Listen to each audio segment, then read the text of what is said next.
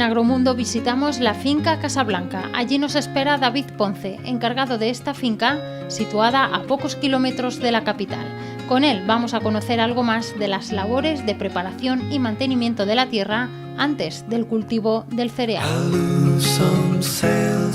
¿Para qué preparamos el campo en este mes de febrero? Bueno, el campo en realidad debería estar preparado para lo que estamos haciendo. La simienza que estamos haciendo debería estar preparado de antes. Pero bueno, se nos ha hecho tarde, un poco tarde ya. Se prepara para preparar la simienza que tiene que estar hecho, el cereal, tanto cebada como trigo. Ya estamos un poco fuera de fecha. ¿Y el clima también nos ha retrasado un poco el trabajo o no? Bueno, un poco, pero tampoco, por desgracia, no nos ha estorbado las aguas. No es un año seco y bueno, pero había otras cosechas que en este bancal ha sido el caso. Pues esta parcela pues había brócoli y hasta que no se ha podido coger y terminar, pues no hemos podido tampoco de poner la siguiente cosecha, la siguiente siembra, claro. Y así es, dependemos de lo que tenemos sembrado y las prisas, el tiempo, la climatología, pero que no ha sido el caso en la climatología este año, por desgracia. ¿En estas tierras qué podemos sembrar? ¿Qué podríamos encontrar? Bueno, en estas tierras hay variedad de lo que es pues, cereal, llámese trigo, cebada, brócoli, que no es cereal, por supuesto. Ponemos alfalfas, ponemos girasol, ponemos guisante de consumo, colza, bueno, podemos encontrar una gran variedad.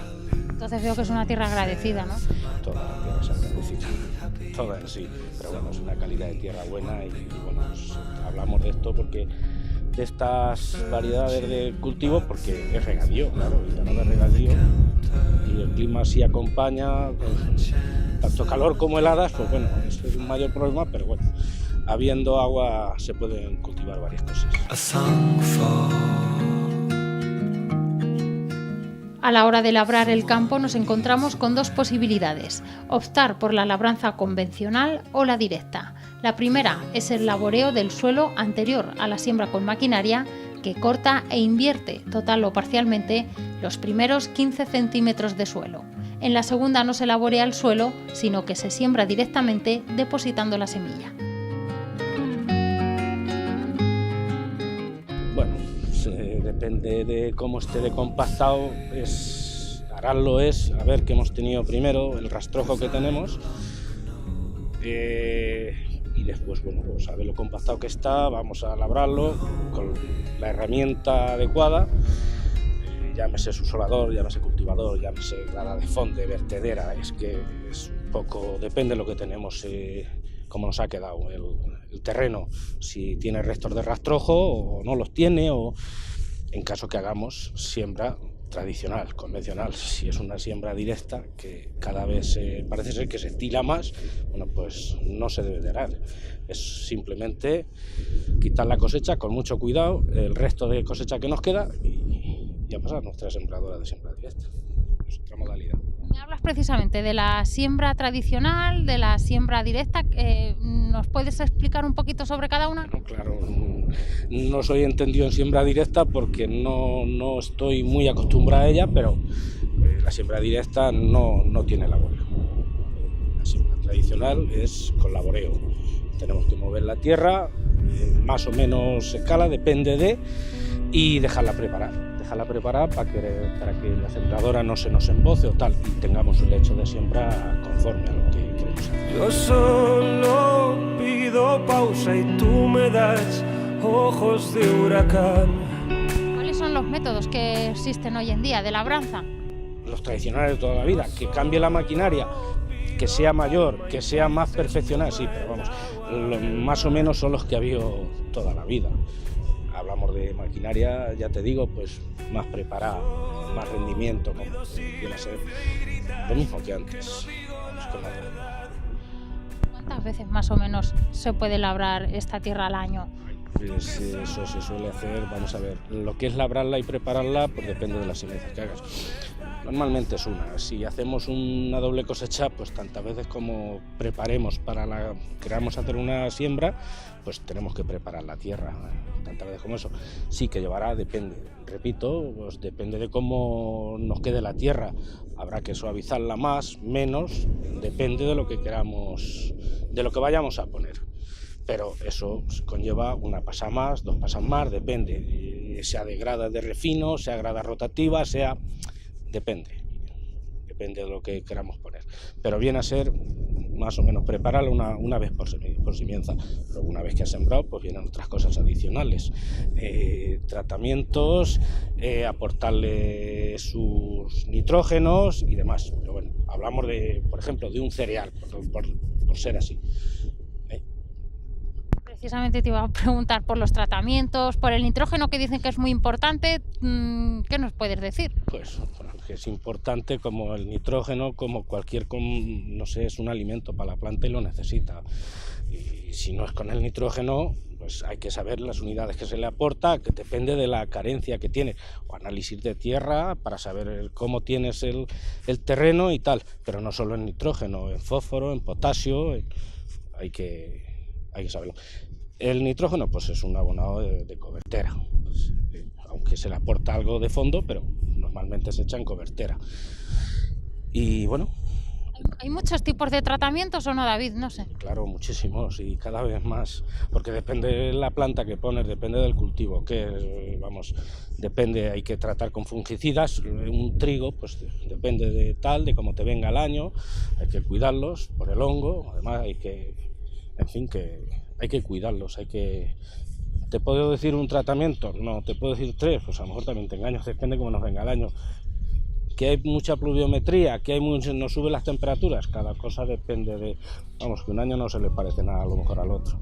Pausa tu rebobinar.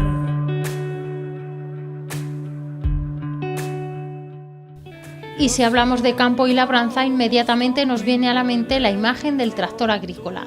Es sin duda uno de los símbolos de identidad de la agricultura. No existe explotación de cierta envergadura que no posea al menos uno de ellos. En la finca Casablanca hemos comprobado que trabajan con tractores AgroTrack, fiables en cualquier condición y que presentan una estructura estudiada hasta el más mínimo detalle. Su tecnología ultramoderna le convierte en una máquina de trabajo capaz de actuar en las condiciones más difíciles. Bueno, pues hoy estamos con estos tractores que se está viendo, con EUFAR, estamos con ellos, los jefes, pues, por algo los tenemos.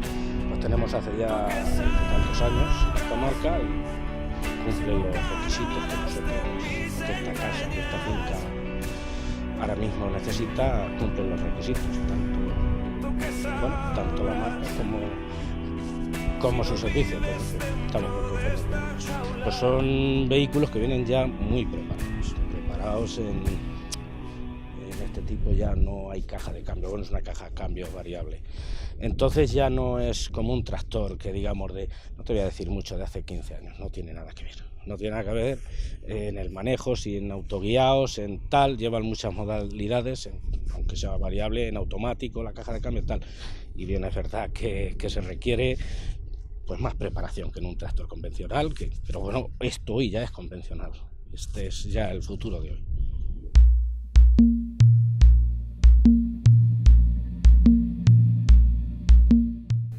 En mitad de su trabajo con la labranza nos atiende Víctor. Es hijo de David y al igual que su padre ha crecido en el mundo del campo y entre agricultores. No es de extrañar que le apasione su profesión. Pues yo desempeño las labores del campo como labranza, siembra, tratamientos con fitosanitarios, cosechas, forrajes. Pues suele ser tranquilo gracias a la maquinaria que llevamos y demás, pero también suele ser bastante duro el día a día en el campo. Por eso te iba a preguntar que una jornada en el campo empieza muy temprano y es dura. Es dura. Empezamos temprano, sí, y según qué días también salimos a ciertas horas y a otras, porque también hay más faena unos días que otros, pero sí, suele ser bastante dura. Gira clavado en puntos suspensivos. Pero Víctor es uno de los pocos ejemplos de jóvenes que eligen la agricultura como forma de vida, un sector sacrificado, duro y en el que escasean las ayudas. En España solo un 5% de los agricultores tiene menos de 35 años. Pues en eso está, es que hace falta más formación en el campo para la gente joven, tanto como para la gente con mayor edad, porque ahora mismo la tecnología es más avanzada y la gente está acostumbrada a lo antiguo, a lo más antiguo, y a la gente le cuesta más desempeñar ese trabajo. ¿A qué edad empezaste tú a trabajar en el campo? ¿Cómo has aprendido, por ejemplo, a manejar este tipo de tractores que llevan también su trabajo también a aprender? Yo llevo desde pequeño en el campo y eso, y empecé con 18 años. Al poco de sacarme el carnet empecé a manejar ya la maquinaria agrícola. Y ya pues los años y eso pues ya hacen su función. ¿Hay suficientes ayudas para que se incorporen los jóvenes al campo, tú crees? Yo creo que no. Que las ayudas cada vez están peor para todo esto, para el tema del campo y demás. Y pues una cosa lleva a la otra, ¿no? Muy sacrificado todo por lo que veo. Muy sacrificado, bastante. Duele y tal vez mañana pueda volver.